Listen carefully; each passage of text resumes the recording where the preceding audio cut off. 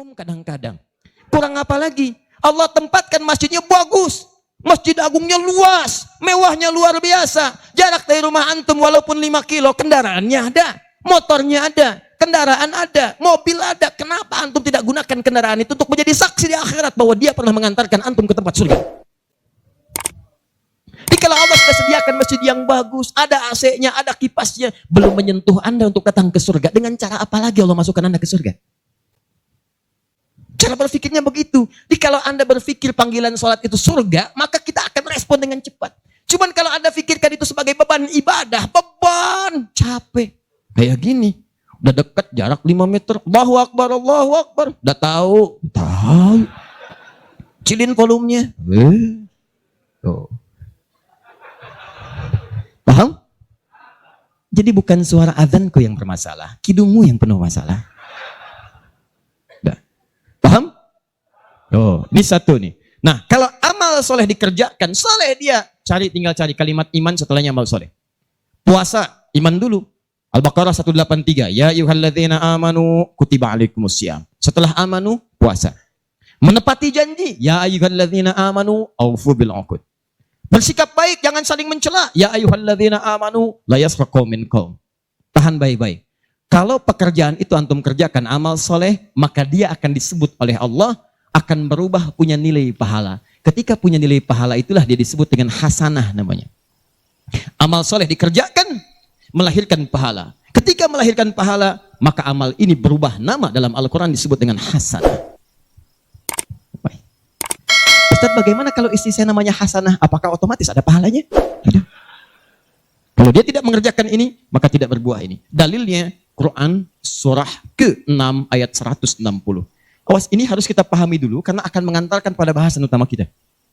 Perhatikan baik-baik. Berapa poin hasanahnya Ustaz?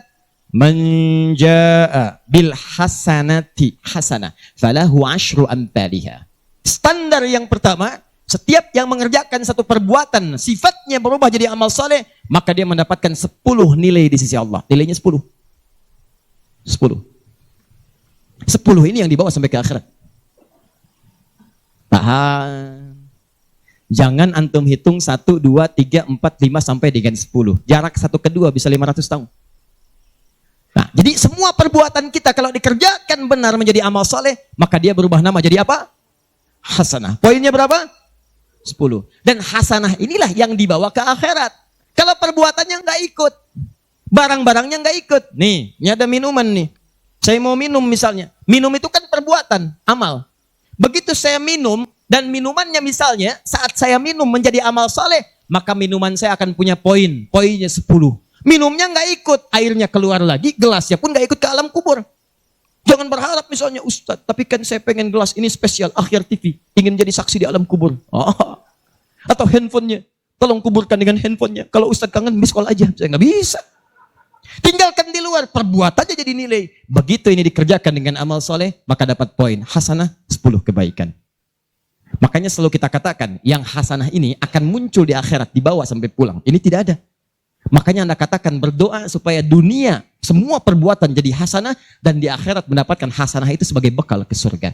Maka Anda punya doa spesial yang bahkan kita sudah hafal, walaupun tak tahu berapa ayatnya. Rabbana atina hasanah. Tidak cukup dengan dunia, akhirat dibawa. Wa fil akhirati sana. Jadi kalau sudah hasanah banyak, neraka sudah hilang. Sudah, waqina adzabannar. Doa apa namanya? Wah, cuma Anda yang tahu, sapu jagat. Orang Arab gak tahu. Silakan main ke Mekah, tanyakan. At-ta'rif, sapu jagat? Oh, sapu jagat. Man huwa sapu jagat? Sama kita tuh luar biasa. Ada doa sapu jagat, doa sapu gak ada jagatnya, ada jagat gak ada sapunya. Ya, itu Al-Baqarah ayat 201, paling kanan sebelah bawah. Saya mau Anda paham dulu. Jadi dapatkan hasanah ini, poinnya 10. Bagaimana cara mendapatkan hasanah ini? Maka salah satunya, perhatikan baik-baik. Niatkan semua perbuatan karena Allah. Karena itulah Nabi mengajarkan semua perbuatan kita dari bangun tidur sampai dengan tidur lagi. Ada petunjuk untuk menjadikan semua perbuatan itu karena Allah. Bagaimana petunjuknya? Doa. 1. Tahan. Saya ingin pastikan dulu sebentar. Kita sampai jam berapa?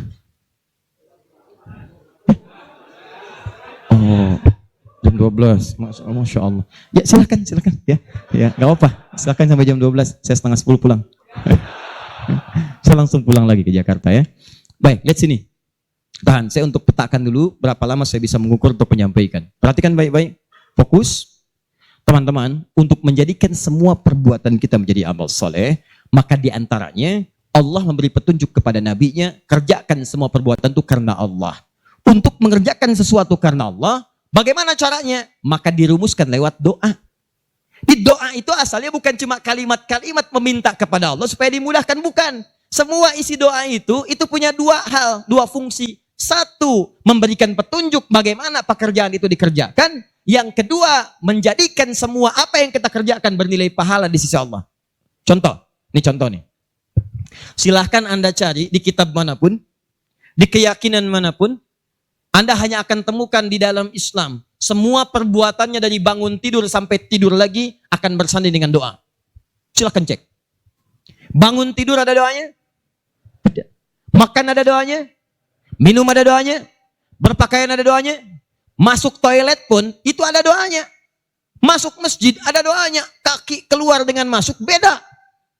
Silahkan, cuma urusan toilet ada doanya. Karena Allah menginginkan tidak boleh ada setiap detik pun tidak mengandung pahala dalam kehidupan kita. Jadi kalau nggak jadi amal soleh, satu detik nggak jadi amal soleh, itu antum rugi. Turun langsung surahnya, walas, demi modal waktu yang saya berikan pada kalian sehari 24 jam.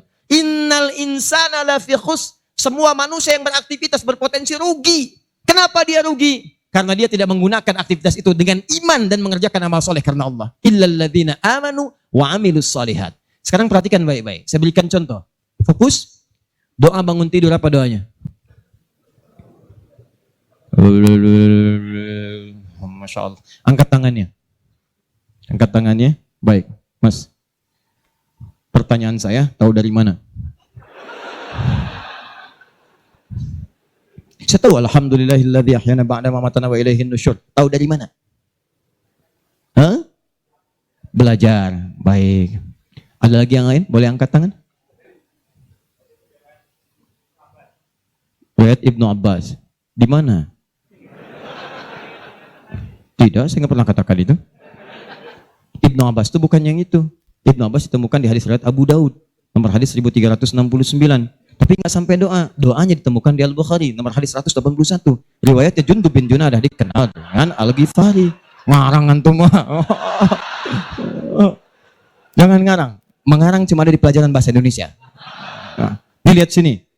Perhatikan, doanya ada di Al-Bukhari, nomor hadis 181, riwayat Jundub bin Junadah, dikenal dengan Abu Dzar Al-Ghifari. Kalau Ibnu Abbas tadi, itu yang bagian cara bangun tidurnya. Ada di Abu Daud nomor hadis 1369. Kata beliau, bima makna, kana Nabi sallallahu alaihi wasallam idza staiqadha min naumihi. Adalah kebiasaan Nabi sallallahu alaihi wasallam jika bangun dari tidurnya, fajalasa, tidak langsung berdiri, duduk dulu.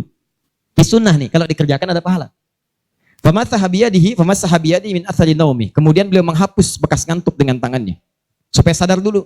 Jadi kalau mau baca doa, jangan bangun tidur langsung baca, sadar dulu.